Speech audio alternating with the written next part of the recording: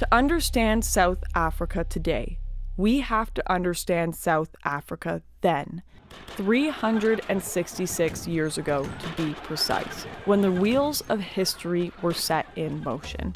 It all begins in 1652, when the Dutch East India Company, or the VOC, became the first European group to establish a permanent settlement on South Africa's western coast. At this time, the rest of the country was inhabited only by the Khoisan people, an ancient nomadic group who foraged the land long before the black tribes migrated south into the modern-day KwaZulu-Natal. The VOC made its first purchase of land from the Khoisan people in 1671, establishing the Cape Colony in the areas surrounding what would become Cape Town. But it did not treat all under its rule well, and many children of the settlers were born into indentured servitude. Seeking a life beyond the VOC, a group known as the Trekboer set out beyond the borders of the Cape Colony in search of a free, semi-nomadic farming life in the country's interior.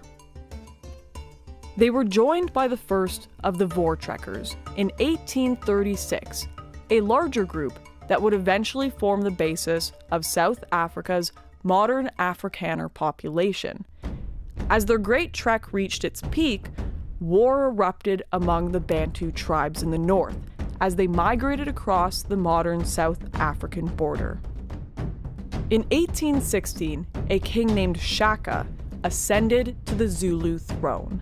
Within a year, he had conquered almost all of the neighboring tribes who were vying for control of the region. This period is known as the Mfukane, the Zulu word for crushing, scattering, or forced migration.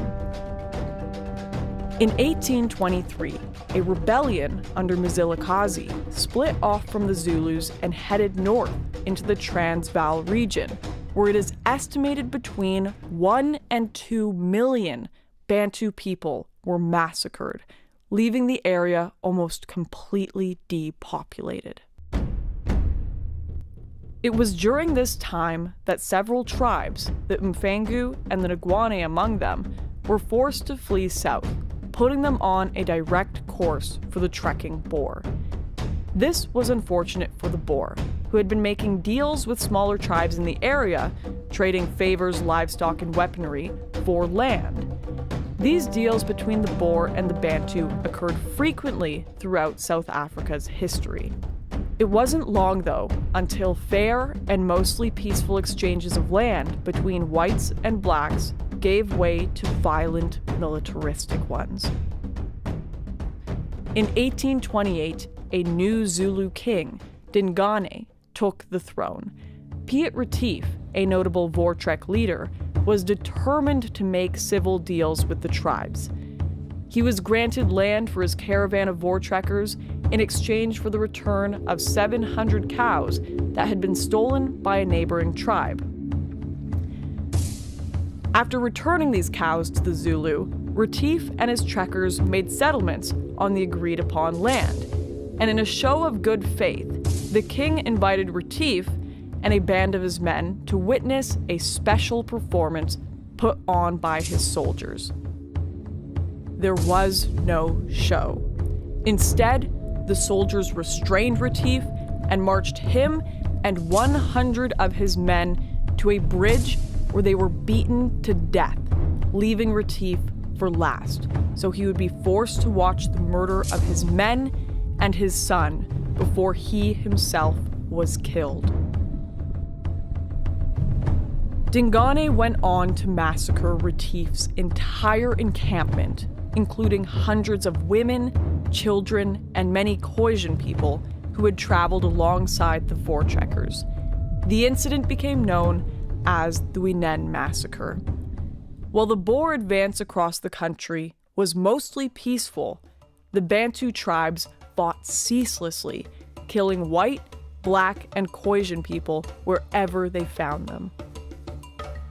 In 1910, following the surrender of the Boer to the British, the Union of South Africa was formed. It comprised all of the now established colonies and united them as one legislative union. For a time, separation of blacks and whites was only a social convention, not the rigidly enforced legal structure it came to be. But after the election of the National Party in 1948, what we now know today as apartheid, a word that quite literally means separateness, was formally introduced across South Africa. A slew of new laws, including bans on mixed-race marriages and the Population Registration Act, which required people to register as black, white, colored, or Indian, were all introduced. And many of the descendants of the Bantu tribes were moved to the Bantustan areas, known today as the Black Tribal Homelands. In all aspects of life, blacks and whites became separated, often almost entirely.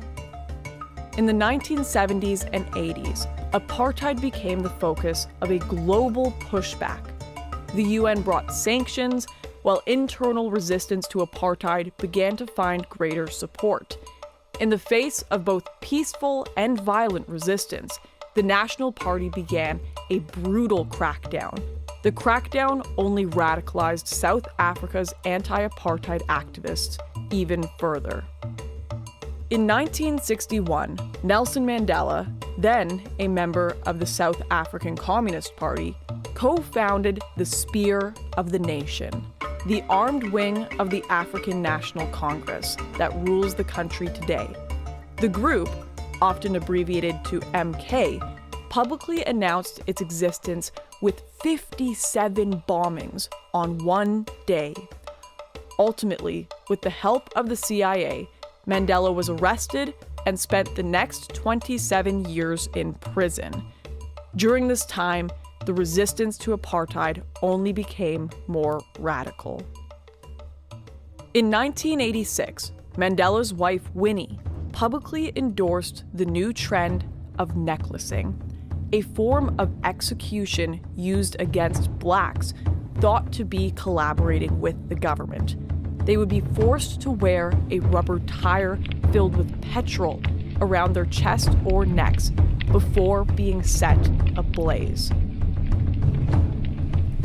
Eventually, following international pressure and the fear of a race-based civil war, the National Party released Mandela and entered into negotiations with the African National Congress, formally ending apartheid in 1991. 3 years later, Mandela led the party to victory in South Africa's first multiracial election, securing his presidency and bringing about a new constitution, emphasizing racial reconciliation. South Africa is a young democracy, and the country still faces great obstacles, like deciding who has the right to parts of land still owned by the Afrikaner minority, something that has come to be known as the land issue, and which is tied closely to attacks on farmers. It is this divided South Africa that I am stepping into today.